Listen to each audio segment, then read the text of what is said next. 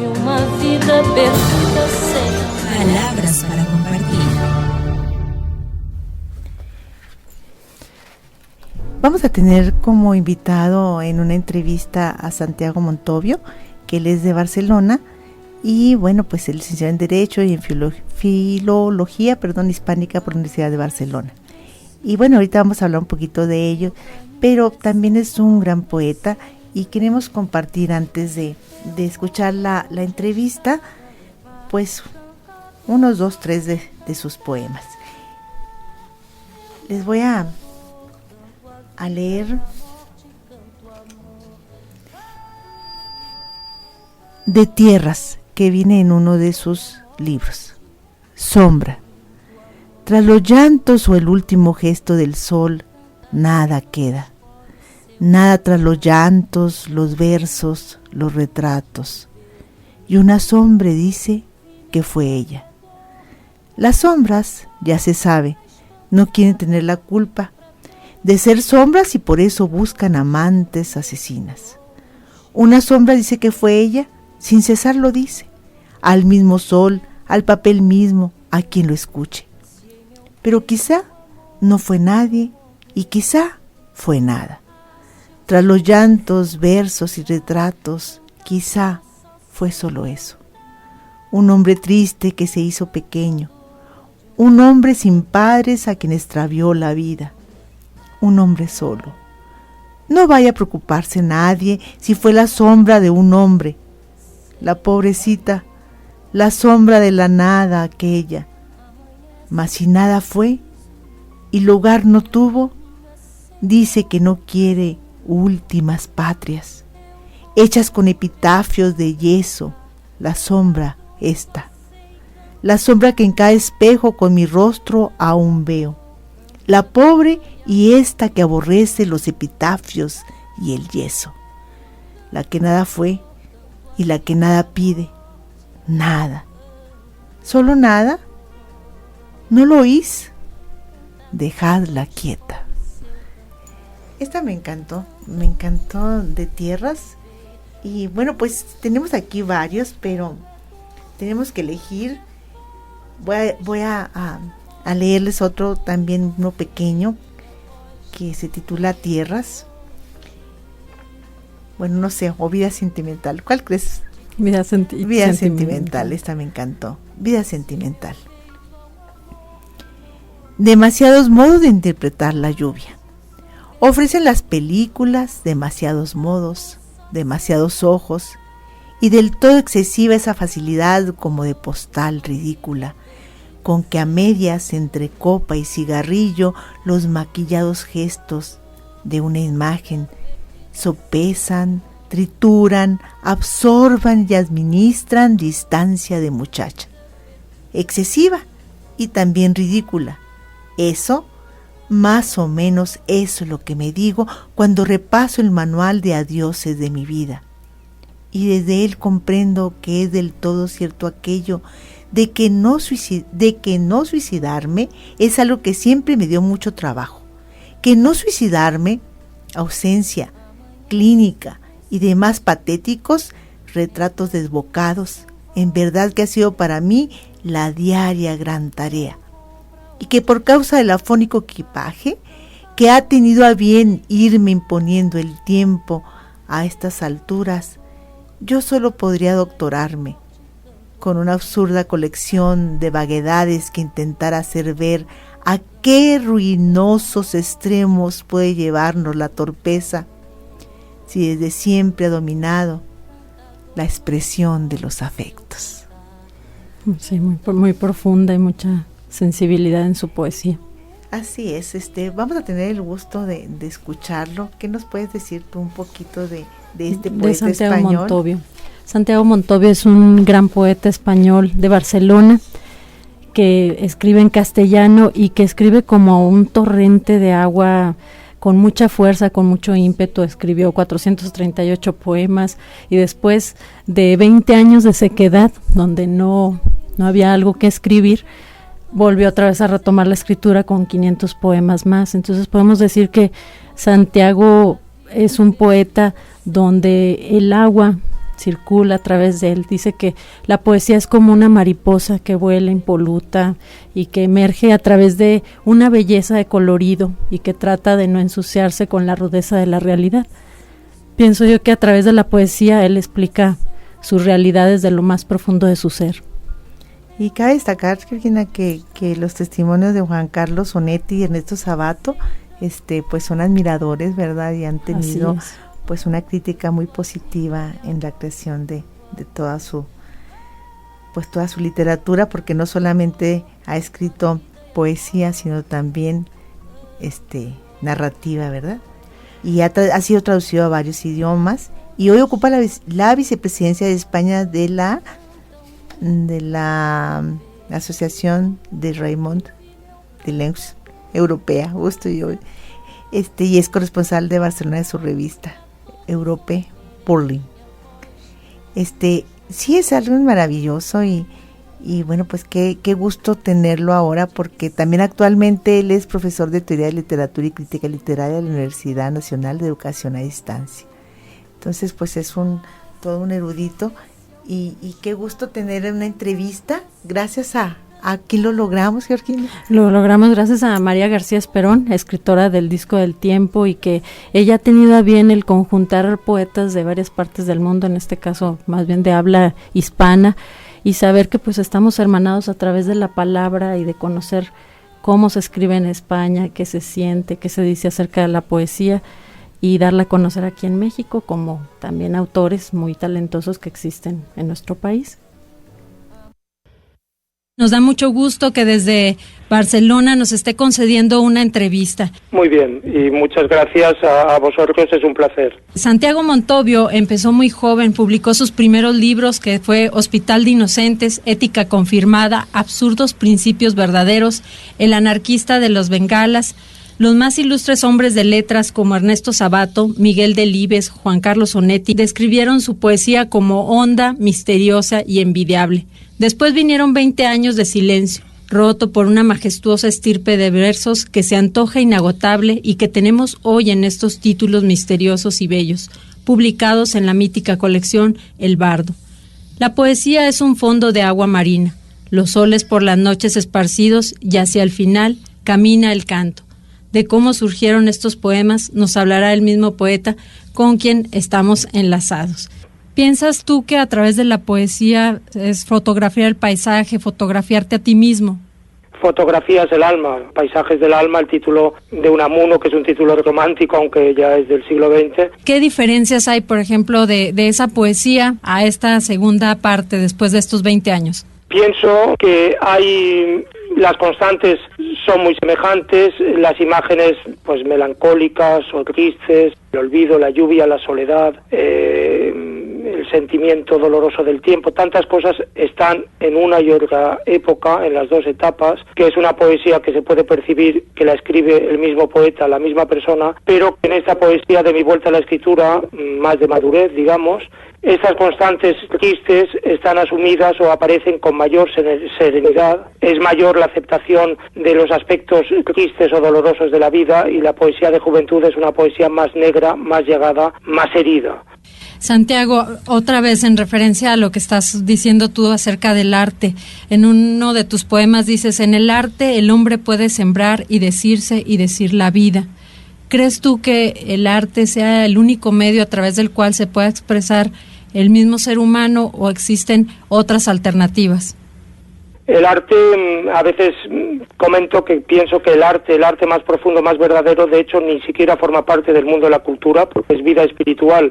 La vida espiritual tiene más cauces, también se dan en silencio, pero el arte es uno de los pocos privilegiados, verdaderos, de expresión profunda de la realidad espiritual del hombre. Así lo pienso, sí. Y también dentro de los temas, bueno, que ya sabemos que son temas universales dentro de la poesía, la muerte, el amor, la vida, ¿cuál es el tema que más te apasiona? Me apasionan, me dominan, me persiguen, yo me someto a ellos. Están entretejidos, hay muchos, los acabas de nombrar. Está el amor, está la soledad, está el silencio, está el olvido, imágenes del paso del tiempo, del deterioro, del sufrimiento y a la vez también del goce de vivir, aún en el medio de estas tristezas. ¿Cuál me apasiona más? ¿Cuáles me hieren o me traspasan más? Supongo que todos, o en la medida que los notes más presentes en mis poemas, así lo podrás percibir, es lo que te puedo contestar. Sí. Santiago, en tu poesía también dices que la poesía es una rama de la soteriología, y yo te quería preguntar, ¿por qué afirmas esto? Bueno, la soteriología es la ciencia de la salvación, entendemos por tanto que es un fenómeno religioso. Yo digo que es una rama civil y laica de la soteriología, porque con la poesía nos salvamos. Yo escribo para salvarme y no es una afirmación, sino que es una realidad, y a veces lo he indicado. Gracias a haber escrito los poemas que he escrito, estoy vivo y me he salvado. Y la poesía, por tanto, y el arte cumple una función salvífica. Pensemos en el aspecto catártico de Aristóteles, y sería de esperar que además de salvarte a ti mismo al escribir poesía, pudiera salvarse también quien la lee. Hay una frase muy bonita en este sentido del poeta del 27, Manuel Alto Laguirre, que vivió en México y tenía acogido en su casa a Luis Cernuda, que dice: la poesía salva no solamente a quien la expresa, sino a todos quienes la leen y recrean. Sería hermoso pensar que esto en verdad es así y que con tu poesía pasa de esta manera. Santiago, volviendo a lo que explicabas tú de la soteriología, yo quisiera saber de qué te salvaste tú al momento de escribir, al momento de estar leyendo a otros poetas. Me salvé de las negruras, de las nieblas, de los miedos, de las oscuridades. Te puedes salvar de cosas tan graves como, por ejemplo, la tentación o el miedo o la llamada del suicidio que aparece en algunos de mis poemas de juventud. No es un caso simplemente mío. Goethe contaba que al hacer suicidar al joven Werther, pues novela que escribió después de un gran desengaño amoroso, eso le fue muy útil, porque al hacer suicidar al personaje no se suicidó él, porque consumó, digamos, esta tentación o este impulso en la creación literaria. Puedes superar, de hecho es la catarsis de Aristóteles, negruras, soledades, pesares, y gracias a ello seguir viviendo y que queden esos poemas a veces negros que no tienen por qué gustarte, porque no escribes para que te guste lo que escribes, sino para salvarte. ¿Cómo crees que sea el proceso de contagiar a las personas acerca de la poesía? Porque muchos dicen que la poesía no tiene futuro y algunos otros pensamos que la poesía es esencial para la vida. ¿Cómo harías tú para convencer a todos de esta parte tan básica, tan esencial como seres humanos? Es una cuestión que debería ser sencillísima, porque pienso como tú que el valor de la poesía es tan esencial y tan claro que salta a la vista, pero parece difícil de convencer a según qué sectores de la industria, de la cultura. Pero la poesía tiene una mala salud de hierro, en el sentido de que se sigue leyendo poesía. Como decía José María Valverde, dura más en quien la lee, porque en general releemos o volvemos a los poetas que nos gustan, a los poetas que queremos. Mucho más difícilmente volvemos a leer novelas. La poesía se lee y se relee, dura más, perdura. Tiene, si quiere, esta venganza. Si pensamos en la vida más difícil que tiene el poeta, o que tiene, pues, desde un punto de vista editorial o en el mundo de la cultura, la poesía, ¿qué podríamos hacer?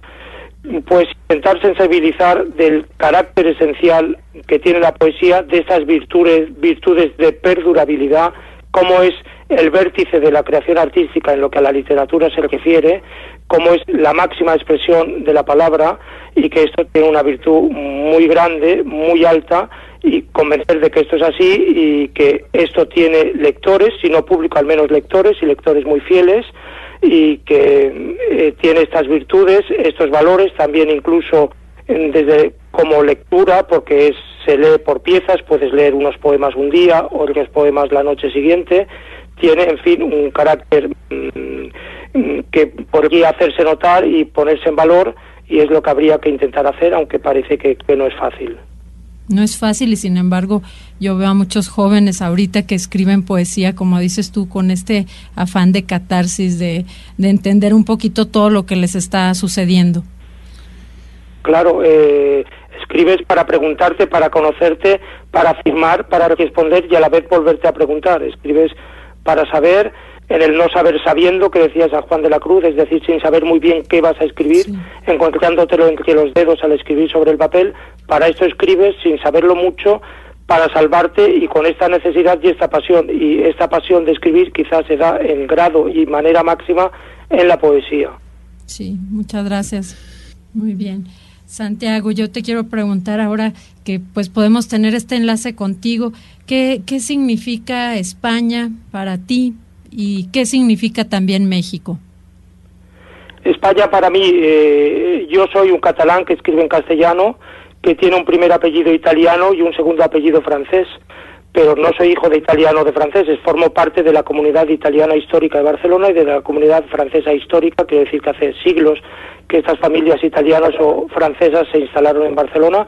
Es una ciudad con mucha vida, con mucho intercambio entre los países vecinos, formo parte por tanto de la comunidad natural de cultura que son los países europeos del sur y por tanto tengo esta visión de catalán y de español que vive en las riberas del Mediterráneo. El poeta Salvador Espriu decía que el catalán era el latín que hablamos en estas costas, pues formo parte de una comunidad de cultura con varias formas del latín.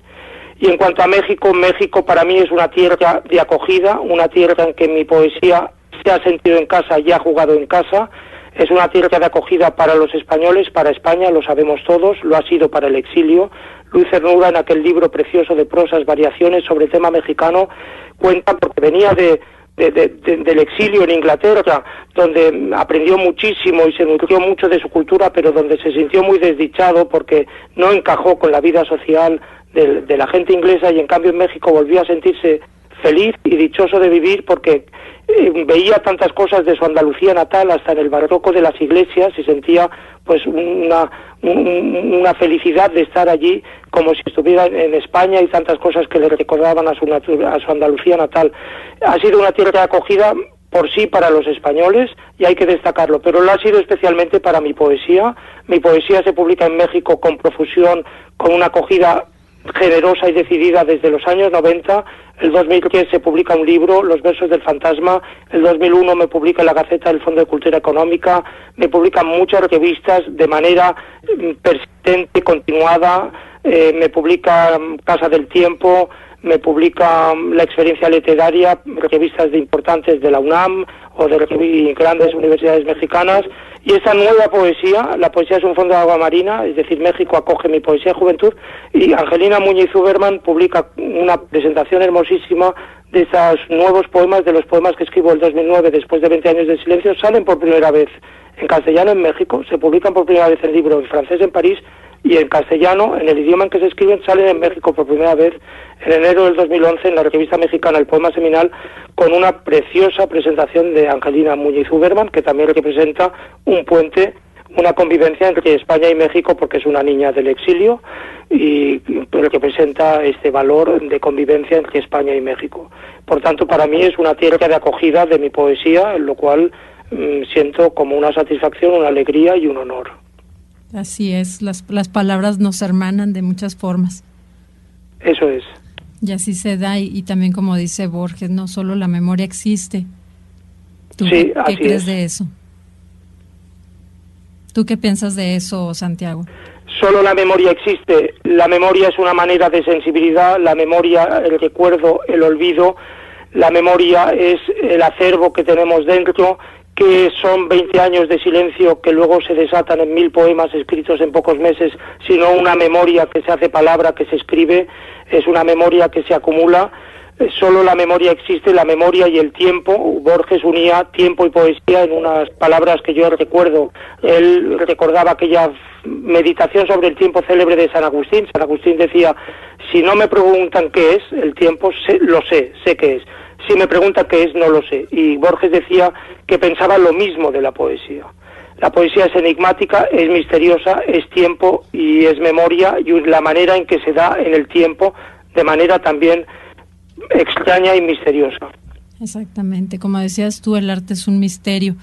Y Santiago, quisiera que nos compartieras uno de tus poemas, pues el que más te agrade. A veces es difícil, ¿no? Porque todos de alguna forma gustan como queremos a los hijos, a todos por igual, pero ¿cuál sería el poema que tú quisieras compartirnos, leernos? Es muy difícil, pero con las cosas que me habéis preguntado y de lo que hemos estado hablando, que habla de la poesía, del silencio, de muchas. Voy a leer un poema. He pensado en este poema cuando al hablar de lo que estamos hablando. Es un poema de la poesía, es un fondo de agua marina, el primero de estos libros de la colección de poesía El Bardo, en que se está dando a conocer mi poesía escrita después de tanto silencio. Leo el poema. La poesía inunda los pasillos, las aulas, las calles, las alcobas. La poesía es tan libre como un pájaro y no se resiste a dejar de ser misterio. La poesía nos puebla, nos inunda, nos penetra. Pertenecemos a la poesía.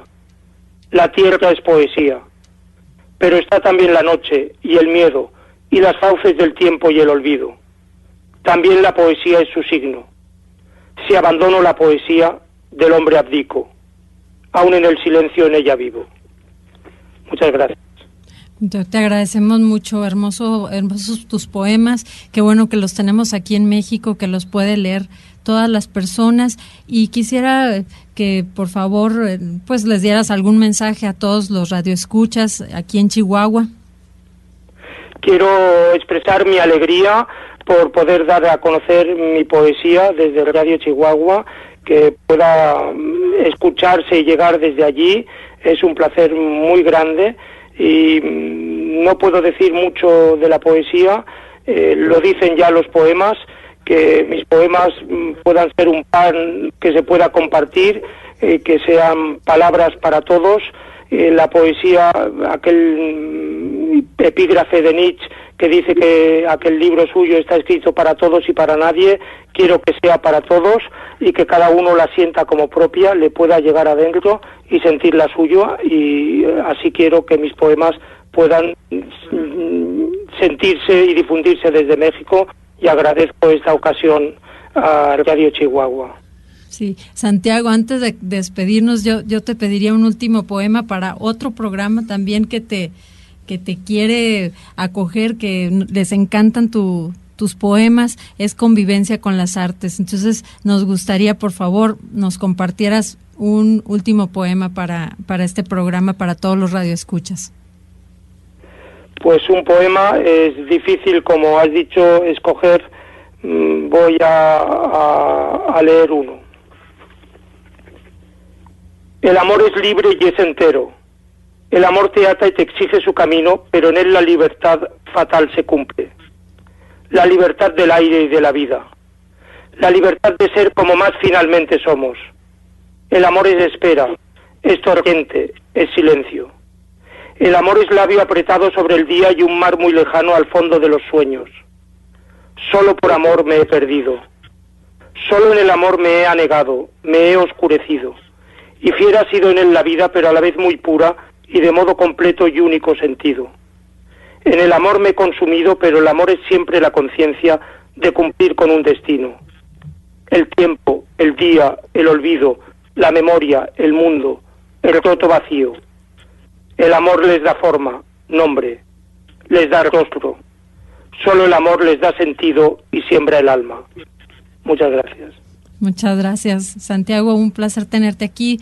Te refrendamos este abrazo y te abrimos las puertas para que puedas, ojalá, estar algún día aquí en presencia, ¿verdad?, aquí en Chihuahua.